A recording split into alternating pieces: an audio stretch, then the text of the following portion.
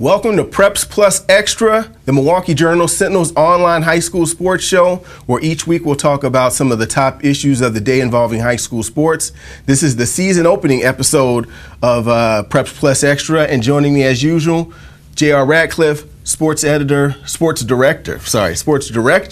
of Now Newspapers. How you doing, JR? Doing great. Good to be here again. Yeah, time is flying. It's already week 3 of the football season, and we've got a huge matchup coming up Friday night. Brookfield Central at Sussex Hamilton. That's going to be obviously a great matchup. But in the big scheme of things, the Greater Metro, the Greater Metro is probably even, I would say, better than advertised this season. Yeah, I mean, if we're talking about the best conference in the Milwaukee area, there's a lot of conferences. The North Shore comes to mind that have 4 really good teams, really top-heavy talent. The Classic 8 has a lot of top-heavy talent, but the Greater Metro, somebody's going to get left out of the playoffs who's a really good football team. We saw West Allis Hale just this last week take Brookfield Central to overtime. Central kind of came in as maybe the favorite in the GMC, kind of either them or Hamilton or Marquette. They were all tri-champs last year. And then Hamilton puts a whooping on Marquette, beats a very good Franklin team in week 1. They now kind of look like the favorite, so to speak. Right. And Central, I mean, like I said, they barely beat Hale. Hale, they're going to have to find a way to get 4 wins in that conference to get playoff eligible. There's a very good Brookfield East team that beat Waukesha West. Obviously, they were number 1 in the state most of last year.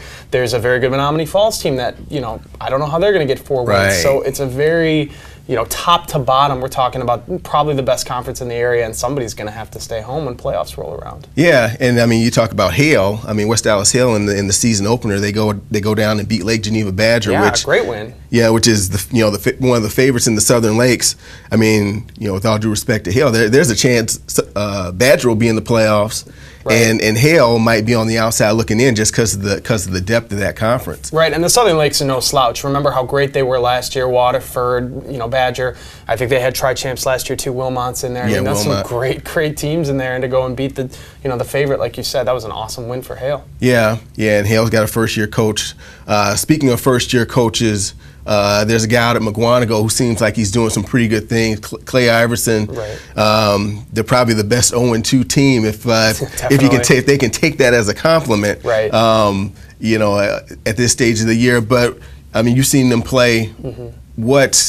What do you think Clay Iverson has really brought to that program? I think he was probably one of the more high-profile coaching changes in the area, if not the most high-profile, coming from a very good Pewaukee team, and he's brought. There's always been enthusiasm for football in Mukwonago. It's just one of those communities that really gets behind their football team.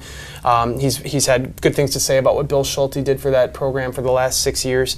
But I mean, Clay Iverson is young. He's exuberant. As soon as he got the job, he was in at basketball games, head to toe in Mukwonago gear. I mean, he is hook, line, and sinker all about Mukwonago, and he's really gotten an extra boost into that community and that football program. It's been heartbreaking for them so far, but they're still in good shape. They could still win 4 games in the Classic 8. You could see how this team should still be able to make the playoffs. Yeah, and that's the thing. I mean, it's with football, every game there's so much emphasis on the game that it's almost like it's it can make or break your season. But when you look at it, they've only played 2 games, and only one in conference. Yeah, and only one in conference, which is what really counts in terms of the the playoff picture. So they got a lot of football to play, and by no means have they set the direction of their season in stone yet. Changing gears here, we're all used to naming rights in sports. We got the BMO Harris Bradley Center, the U.S. Cellular Arena, Miller Park.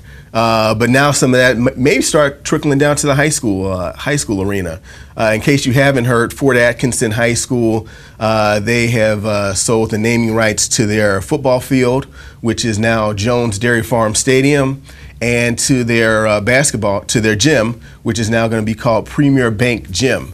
It was initially Premier Bank Arena, but they pulled back on that, and it will be officially Premier Bank Gym.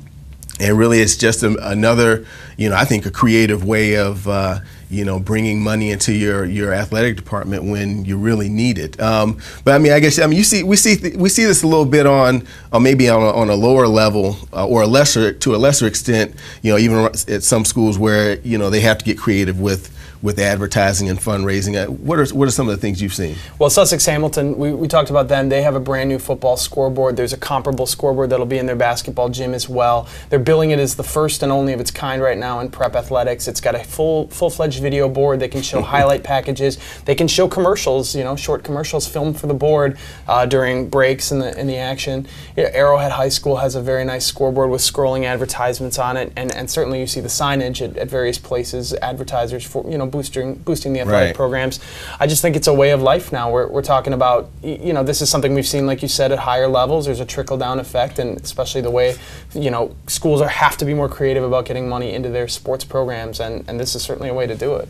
Yeah, and as long as it's done in a a tasteful manner. And, one thing I spoke to the Arrowhead athletic director, Kevin Flegner, and he talked about as far as, a lot of the advertising they do at their school, when they put up the signage, it's in school colors, so so that it really blends in, and it doesn't kind of as he said, give it a a NASCAR type feel that maybe you don't want it at the high school level. So it'll be interesting to see if what comes of that, and if other communities follow that model, and who knows what I don't want to guess what other sponsorships could be out there, but it'll be something interesting to watch for the future. Well, that wraps up the first edition of Preps Plus Extra. You can catch us each week on jsonline.com, and you can also watch Preps Plus, the TV show, every Sunday night on today's TMJ4. Till next time, take care.